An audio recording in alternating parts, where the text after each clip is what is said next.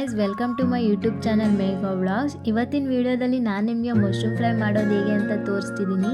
Mushroom ಇಷ್ಟಪಡೋರಿಗಂತೂ ಈ ಥರ ಒಂದು ಫ್ರೈ ಮಾಡಿಕೊಟ್ರೆ ತುಂಬ ಇಷ್ಟಪಟ್ಟು ತಿಂತಾರೆ. ಇದೊಂದು ಸೈಡ್ ಡಿಶ್. ಇದನ್ನು ಹೇಗೆ ಮಾಡೋದು, ಇದಕ್ಕೆ ಬೇಕಾಗಿರುವಂಥ ಇಂಗ್ರೀಡಿಯೆಂಟ್ಸ್ನ ನೋಡೋಣ ಬನ್ನಿ.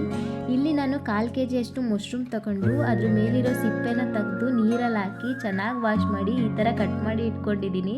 ಸ್ವಲ್ಪ ದೊಡ್ಡದಾಗೆ ಕಟ್ ಮಾಡ್ಕೊಳ್ಳಿ, ಬೆಂದಮೇಲೆ ತುಂಬ ಚಿಕ್ಕದಾಗಿ ಹೋಗುತ್ತೆ. 2 ದೊಡ್ಡ ಸೈಜಷ್ಟು ಈರುಳ್ಳಿನ ಕಟ್ ಮಾಡಿ ಇಟ್ಕೊಂಡಿದ್ದೀನಿ. 4 ಹಸಿಮೆಣಸಿನ್ಕಾಯಿ ಕಟ್ ಮಾಡಿ ಇಟ್ಕೊಂಡಿದ್ದೀನಿ. 1 ಟೇಬಲ್ ಸ್ಪೂನಷ್ಟು ಮನೇಲೇ ಮಾಡಿರೋ ಶುಂಠಿ ಬೆಳ್ಳುಳ್ಳಿ ಪೇಸ್ಟ್ನ ಇಟ್ಕೊಂಡಿದ್ದೀನಿ. ನೆಕ್ಸ್ಟ್ ನಾನಿವಾಗ ಇಲ್ಲಿ 1 ಟೇಬಲ್ ಸ್ಪೂನಷ್ಟು ಚಿಲ್ಲಿ ಪೌಡರ್, 2 ಟೇಬಲ್ ಸ್ಪೂನಷ್ಟು ಪೆಪ್ಪರ್ ಪೌಡರ್ ಮತ್ತು 1/2 ಟೇಬಲ್ ಸ್ಪೂನಷ್ಟು ಗರಂ ಮಸಾಲ ಇಟ್ಕೊಂಡಿದ್ದೀನಿ. ಈಗ ಹೇಗೆ ಮಾಡೋದು ಅಂತ ನೋಡೋಣ ಬನ್ನಿ. ಈಗ ಒಂದು ಪ್ಯಾನ್ ಇಟ್ಕೊಂಡು ಅದಕ್ಕೆ 1 2ರಿಂದ 3 ಟೇಬಲ್ ಸ್ಪೂನಷ್ಟು ಎಣ್ಣೆ ಹಾಕೋತಿದ್ದೀನಿ. ಈಗ ಇದಕ್ಕೆ ಎಣ್ಣೆ ಕಾದ್ಮೇಲೆ ಸಾಸಿವೆ, ಜೀರಿಗೆ, ಕರಿಬೇವಿನ ಸೊಪ್ಪು ಎಲ್ಲ ಹಾಕೋತಿದ್ದೀನಿ.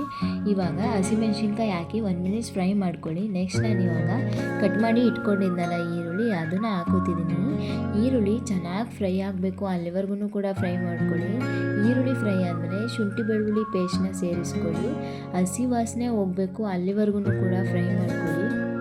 ಫ್ರೈ ಆದಮೇಲೆ ಈಗ ಮಶ್ರೂಮ್ ಹಾಕೋತಿದ್ದೀನಿ. ಹಾಗೆ 1/2 ಸ್ಪೂನಷ್ಟು ಅರಿಶಿನ ಪುಡಿ ಸಹ ಹಾಕೊಂಡು ಮಶ್ರೂಮ್ನ 10 ನಿಮಿಷ ಫ್ರೈ ಮಾಡ್ಕೋತಿದ್ದೀನಿ. ಮಶ್ರೂಮ್ನಲ್ಲಿ ನೀರಿನ ಅಂಶ ಜಾಸ್ತಿ ಇರೋದ್ರಿಂದ ಅದು ತುಂಬಾ ನೀರು ಬಿಟ್ಕೊಳ್ಳುತ್ತೆ. ನೋಡ್ತಾ ಇರ್ಬೋದು ನೀವು ಎಷ್ಟು ನೀರು ಬಿಡ್ಕೋತಿದೆ ಅಂತ. ಈ ನೀರೆಲ್ಲ ಆವಿ ಆಗಬೇಕು, ಅಲ್ಲಿವರೆಗೂ ಫ್ರೈ ಮಾಡ್ಕೋಬೇಕು. ಹಾಗೆ ನೀರೆಲ್ಲ ಡ್ರೈ ಆಗೋದ್ರೊಳಗಡೆ ಮಶ್ರೂಮ್ ಎಲ್ಲ ಚೆನ್ನಾಗಿ ಬೆಂದು ತುಂಬಾ ಸಾಫ್ಟಾಗಿರುತ್ತೆ.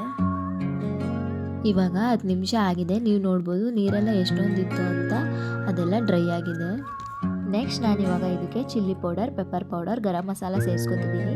ಇವಾಗ ಒಂದು 10 ನಿಮಿಷ ಫ್ರೈ ಮಾಡ್ಕೊಳ್ಳಿ. ನಂತರ ರುಚಿಗೆ ತಕ್ಕಷ್ಟು ಉಪ್ಪನ್ನು ಸೇರಿಸ್ಕೊಂಡು 1-2 ನಿಮಿಷ ಬೇಯಿಸ್ಕೊಂಡ್ರೆ ಮಶ್ರೂಮ್ ಫ್ರೈ ರೆಡಿ ಆಗುತ್ತೆ.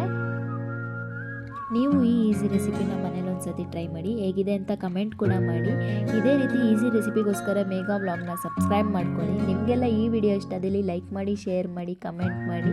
Thank you.